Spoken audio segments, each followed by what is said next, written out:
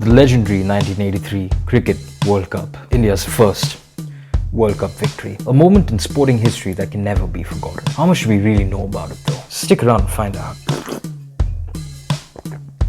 So let's get started.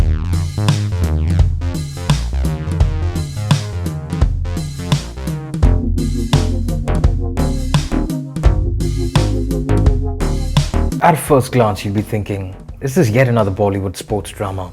God save me. Yeah, I'm with you on that. Absolutely hate Bollywood sports dramas because they simply suck. But for starters, this movie doesn't suck. But this is a movie about a tournament that was held back in 1983, and every Indian knows how it ended. Anybody can simply Google the scorecard of the match and possibly even read commentary ball after ball online if they wanted to. Hell, I could just watch a replay of the entire match. Why make a movie like this then? Why does this movie even exist? This is a genuine question even I had while entering the theatre, and the movie makes sure that it's answered within the first scene. The employees at the Indian Cricket Association are completely hopeless. In fact, they're rather sure that the Indian team is going to come back soon before the tournament is even over. This movie exists because of the odds against which India won that World Cup. This movie exists to tell us the story behind how much of an underdog India really was, even during this World Cup. The team is belittled at every opportunity possible while they are in England for the World Cup.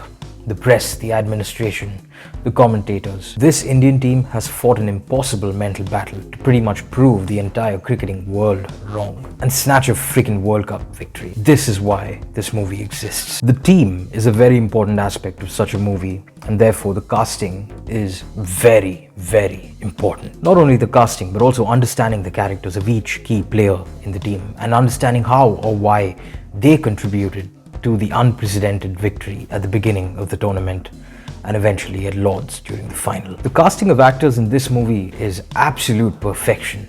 Every actor looks very similar to their real-life counterparts and does a splendid job. Nobody came off as wooden or out of character. Even Harry freaking Sandhu has acted really well. Also, every character is given importance. It didn't feel like a Kapil Dev one-man show that I was quite afraid it might turn out to be. Thankfully, it really felt like I was in the dressing rooms and I understood the team members. Major props for balancing out the characters so well. The standout performances have to be Ranveer Singh as Kapil Dev and Jeeva as Krishnamachari Srikanth. Jeeva brings a certain natural and energetic Srikanth character to his role in this film that's infectious and so fun to watch. He comes off as effortless and super cool. Ranveer Singh, on the other hand, has shown a very mature restraint for the role of Kapil Dev, and this is good. No Simba vibes whatsoever.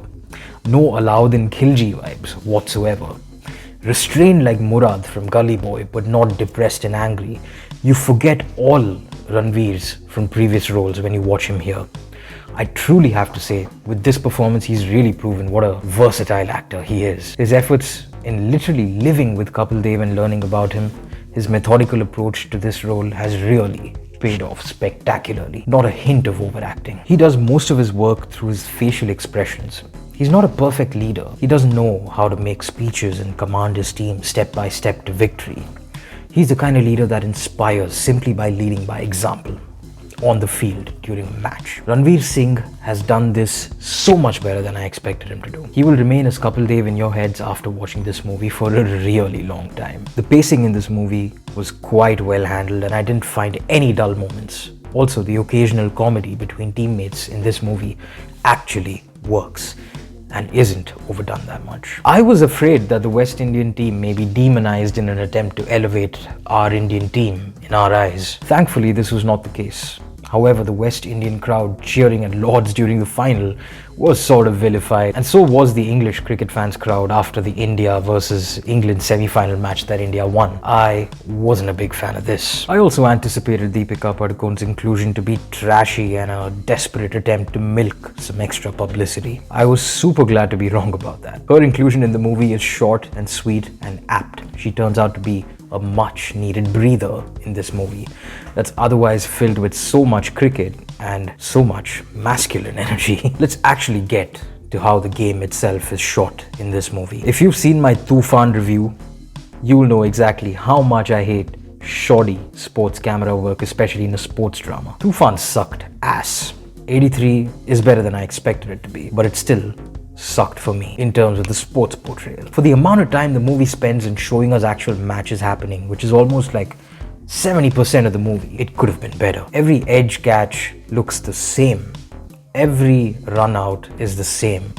2 to 4 quick cuts for every ball bowled and batted. Honestly, tell me, what is the fucking point of zooming in on a ball during the moment at which it's bouncing off the pitch? What do you gain out of witnessing this bounce in a close-up? That being said, it is very apparent that the cast has worked very hard to replicate moments from 1983. And since this is still on the better side of things in terms of Bollywood sports dramas in general, I suppose it gets my seal of approval, so to say. The cricket commentary during the first half of the movie almost feels like it's from real cricket or EA games.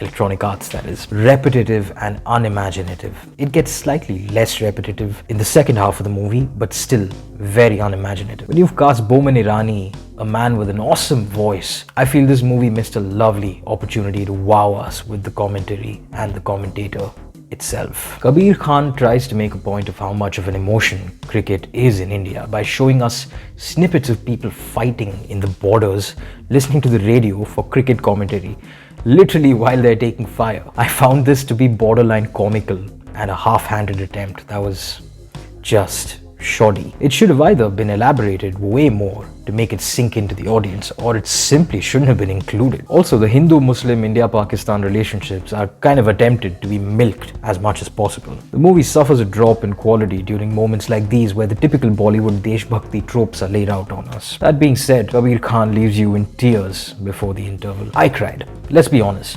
Kabir Khan definitely knows how to bring out tears from his audiences in the name of Deshbhakti. He did this repeatedly in Bajrangi Bhaijaan and does it again in this movie, and that is something that deserves praise. Throughout the movie, there are evenly distributed moments where there is a freeze frame that cuts to an excerpt that could either be actual video footage or an actual picture taken during the actual 1983 World Cup. It's almost proudly displayed by the director for us to actually consider how he has recreated real moments from our history.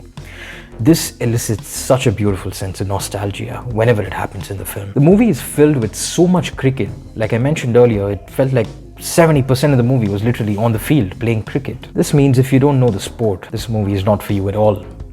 Hell, even if you know the sport but don't enjoy the shit out of it, it may not be for you. The movie doesn't explain how cricket works at any point in time, so you'll be left totally clueless if you don't know how the sport works.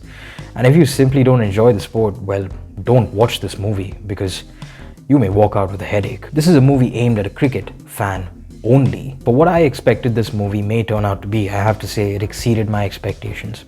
Yet another case where one mustn't judge a movie by its poster or its trailer. I like Kabir Khan as a director, and I think he's capable of making good movies. He's directed a better movie than I thought, and I'm pleased to say you won't be walking into this just for the cast and the legendary moment in time it's supposed to represent. There's more to it, and it's certainly made for a very solid cricket film according to me. That being said, let's be honest, we are yet to see something that's actually better than Iqbal.